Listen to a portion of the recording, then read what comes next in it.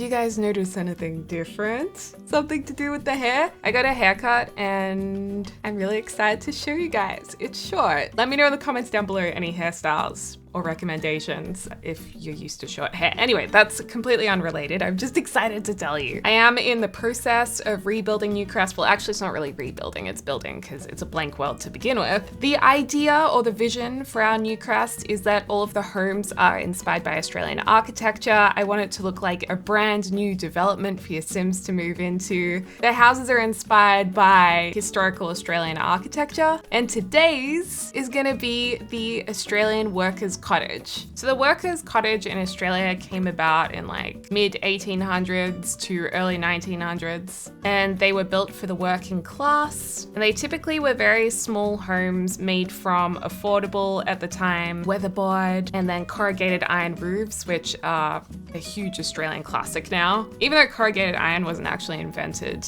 in Australia, I think it was invented in Britain. Because corrugated iron is so light, it became cheap. It was durable against the weather and environment in Australia. Australia got obsessed with it, and let me tell you, we're still obsessed with it now. It's I think the main roofing type in Australia. In fact, the first modular and tiny homes in Australia during the gold rush era were actually fully made of corrugated iron almost. And they came as flat packed homes from the UK, I think some from America, maybe Singapore as well. And they were terribly hot inside during the summer and probably really cold as well during the winter. But this could be maybe where the workers' cottage started. And then we ended up with these beautiful classic workers' cottages, which people still love to live in, they love to renovate, and trust me, there's some incredible renovations of these little beauties. Little beauties. That sounds so Aussie. So I looked online and I actually found some original advertisements for workers' cottages available in Queensland, I think. This cost £125. There was only 3 rooms, a living room, bedroom, and kitchen, and a little veranda. A lot of workers' cottages had verandas out the front, so there was a little outdoor area for you to sit on and enjoy, but also so storm water could run off the front of the house. They were also usually built on stilts, so you could get airflow underneath the house. They would either have one long corridor or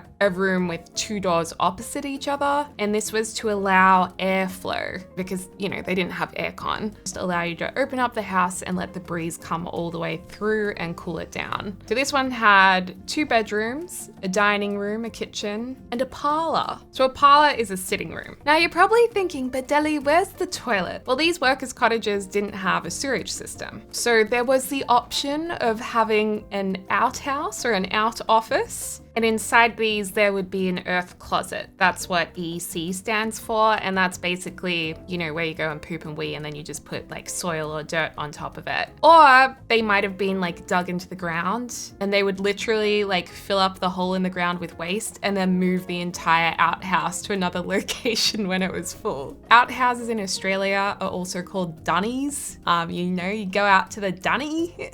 And I wouldn't say I've been to anyone's house these days with one, but I'm pretty sure some people still have them because it's a bit of an Australian classic. So we're gonna be building a house inspired by a workers' cottage. And I was looking up some beautiful renovations. This one was really cool. They had a modern extension on the back of a workers' cottage. And it's definitely a more industrial look. I think this is absolutely gorgeous and there's lots of natural light, and I also love all of the brickwork too. Beautiful dark kitchen, looks like concrete floors. In some ways they're like really good to renovate because the floor plans can be really versatile, especially the square ones. But there's also a lot of long, narrow, small workers' cottages, which I reckon would be hard to live in and renovate. This is a really lovely workers' cottage in Melbourne that's been renovated. I think we should do something like this, but just build it as a new building, because everything in our Newcrest is new. But you can see here the traditional shape of the house. It's got the balcony. I love the front fence actually. That's a really fun pattern. It's kind of a modern picket fence. And then this definitely has a very clean, light, minimal interior, lots of light woods. It's very Scandi looking to me. I love this inset TV area. So we could definitely do something like this. They've also made use of some split leveling as well. And I also saw this a lot in my research where people actually made a cutout courtyard just to get more natural light in, which I imagine originally this area would have been actually a room in here and this was a full corridor. Unfortunately, I couldn't get a floor plan for this one, but pretty cool. Ooh, I do like this kitchen. It has a nice kitchen. I also really like they use kind of an old Victorian looking bed for the kids' room. Kind of a nod to that workers' cottage history, I think. Here's a 2-story one, which I thought was really nice. I like this extension up the top where it just kind of pops out of the roof line. And then there's also maybe a terrace area, enclosed terrace. And I feel like these are really good examples of the small, narrow workers' cottages that would be much smaller to live in with the narrow corridor and not a whole lot of space for you to renovate. But I think they've done quite a good job opening up the ceiling area. You can just see how narrow it is. So they have the kitchen running this way. We're gonna combine this original floor plan and the renovation of this real life workers' cottage and see what we come up with. All right, so we're on a 20 by 15 lot here in Newcrest. First up, we've got to build the veranda at the front, which is pretty narrow. This house is going to be on stilts, so we'll lift it up a little bit. And then it's kind of a square. So I'm just going to kind of clumsily do a square here. We've got a nice hallway in the middle.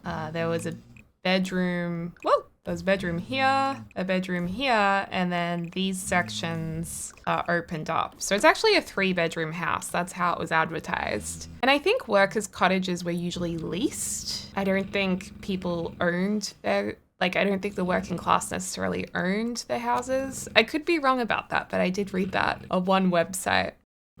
I call this Bowser's farty snores. They sound like farts. Now, I find this strange, this backwards Z area. I think I'd love to keep the long hallway because it's kind of iconic. I think we should move the 2nd bedroom to this side of the house and open up this side. Workers' cottages are great for renovations if they're this square shape because they are so easy to open up into an open floor plan. And that is one reason why people love renovating them. It's the long, narrow ones that I think would actually be more difficult to renovate than probably you think in the first instance. I would love to know if any of you guys live in a workers' cottage, like whether it's Australian or a workers' cottage from another part of the world, or any kind of historical home, because I think it's so cool. Okay, then we would have steps at the front of the house. We would have stilts, because workers' cottages were on stilts usually for the airflow. And the reason why I'm on this light mode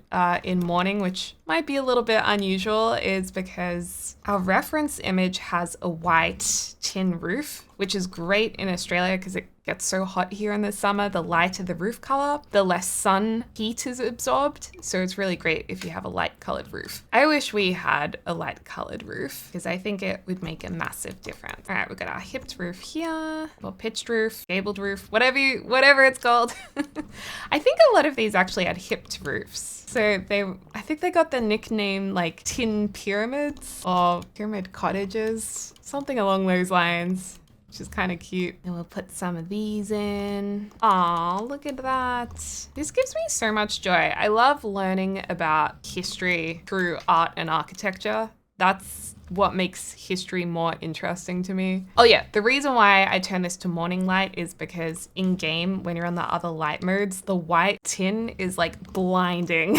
So I go on the morning light. I mean, we could change it to this bluish gray so it's a little bit softer on the eyes, but I kind of want to do the white for now. And then we need some weatherboard. We could use the Suburban Dream siding from Growing Together because this one's just, oh my God, it's so nice. It's so beautiful. Wouldn't mind having this on the other side. I'd love to put like a more modern extension on this. Oh, the other option is we do like a cut-in balcony, which could be quite nice.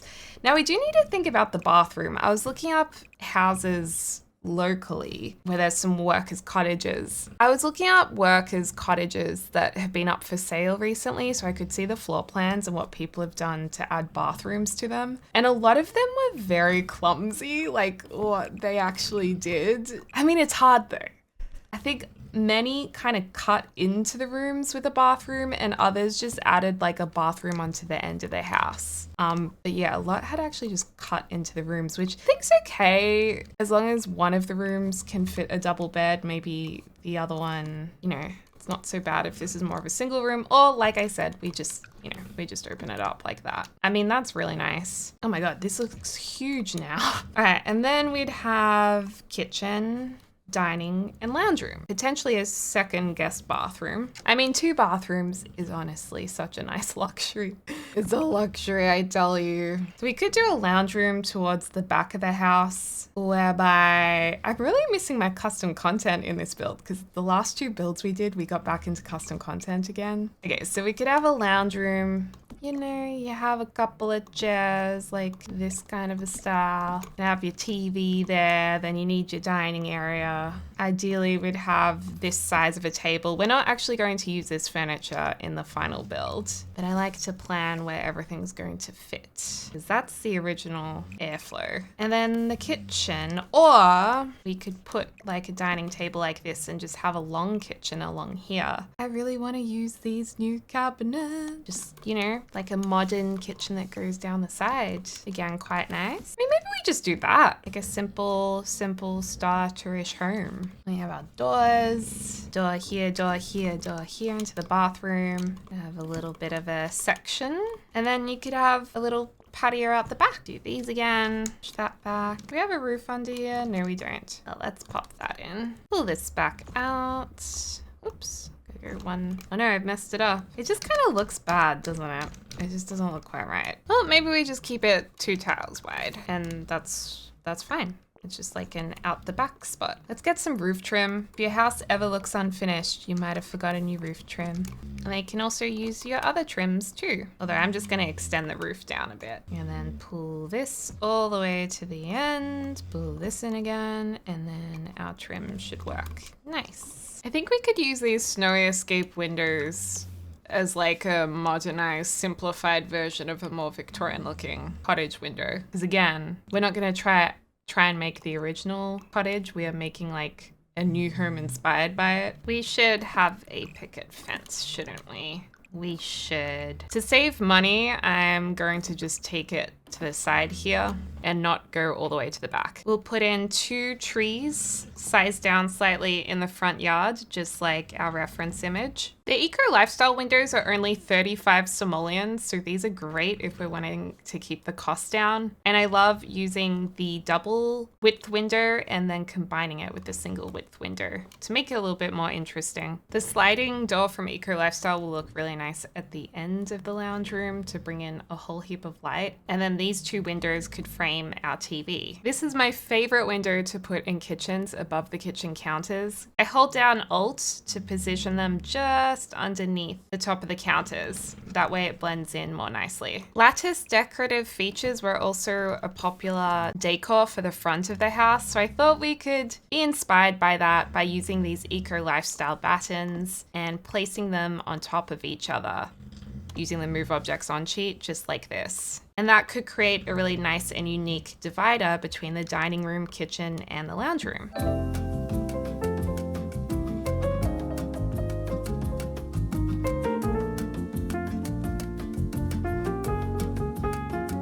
If we can afford it, I would really love to keep these kitchen benches. I've actually put this outside piece as an inner piece over here because I really like it over on that side. And I'm just using the Alt key to position these next to it. Okay, now I'm looking at this. Maybe we should raise this window up a little higher so it sits flush underneath. Oh my gosh, these green bricks are perfect. They are the perfect color swatch. So now we're going with a bit of a soft green theme. Okay, safety first. We need our fire. Smoke alarm. How are we going for budget? 14,964 simoleons. I think for 2 sims, we have to keep it under 22,000 for it to be a starter home. Oh my gosh, this is 3,000 simoleons. That is so much. 500 and 580 really doesn't seem as bad. And I really want to use this fridge because it fits in with our kitchen so perfectly, but it's 2,300 simoleons. Okay, I think I was too stubborn with this cupboard. I don't know why I wanted it on the other side so badly to begin with, but it's easier having it over here. I just realized I had a counter underneath it, which is a little bit counterproductive.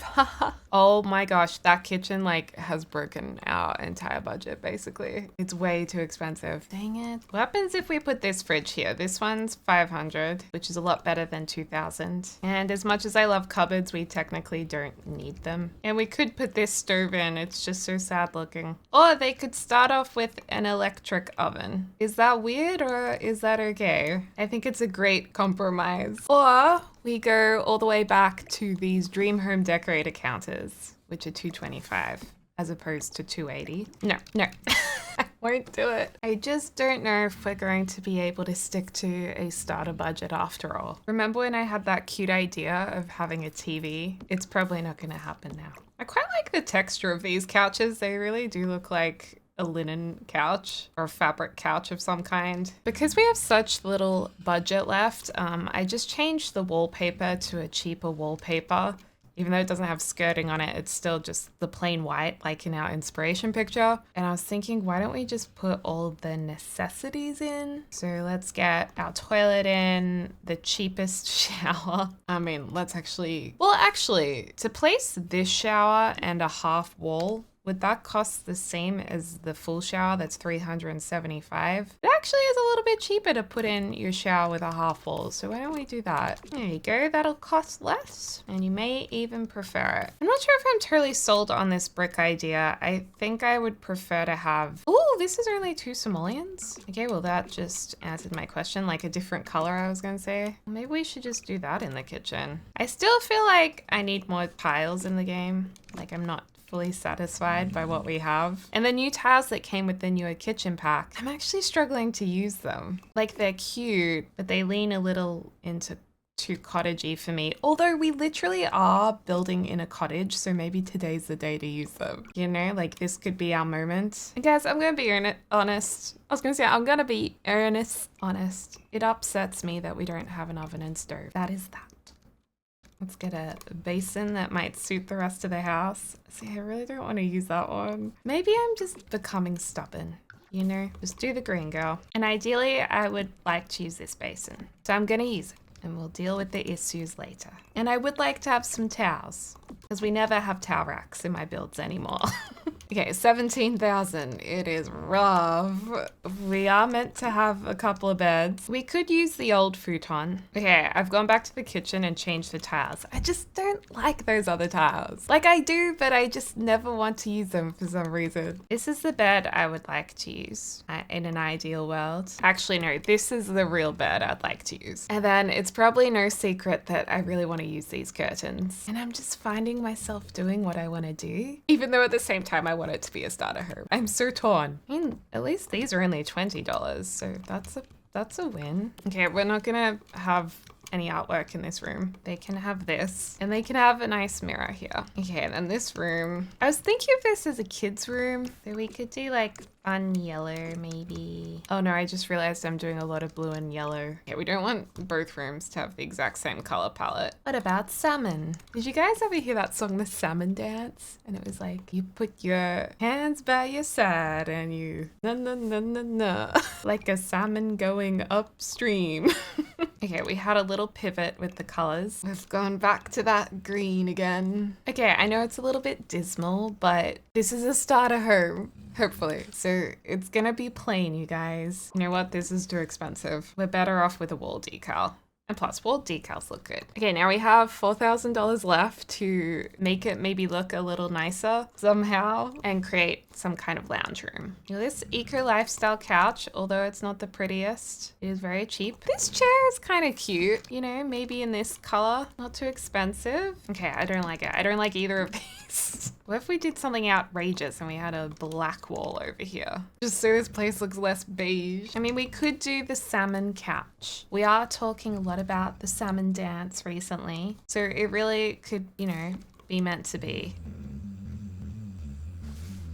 We just put our foot down and just get a couch that we really do want, that we know actually does look really good. Well, the gray's just that bit softer. Let's go the gray with this. And then this is ideally where you would have a TV, but we can't have a TV. So we'll just put something else on the wall instead. Not that. Any of these look good? Well, actually, we could technically afford this. It'll come in just under $22,000, which I think is the amount you get for 2 Sims with a starter home. So yay! We got a TV. Or we put that here and put this TV on top. And then a little ottoman on the floor. I think the only thing we're missing is a bookshelf. I mean, ideally it would be great to have a laptop, but we don't have that. But we could get these books to pop in the bedroom here. These brighten up this area a tiny bit. And I feel really bad that the kid has nothing to play with. Let's get a little teddy bear to put in the bedroom. Okay, so we have a 2-bedroom starter home and it is based on a worker's cottage. I think it's good we kept within starter funds because when this whole world is finished, I'm gonna put it online so you guys can download it from my website as a full save game. And I do think it's important that you can actually move your Sims into a starter home right from the get-go.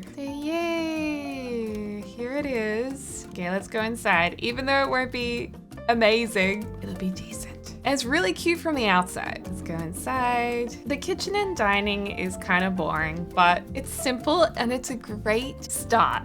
All right? You can do a lot bit by bit as you make some more money. The house will be super easy to add on to. And come on, it was worth it for those amazing kitchen counters and the good oven and stovetop and sink, right? I do like this lattice moment. It's kind of cool. And then here's our lounge room, which those coffee cups are only $5 each. So it's a really great way to make a house look a little bit nicer if you have a budget that you're working with.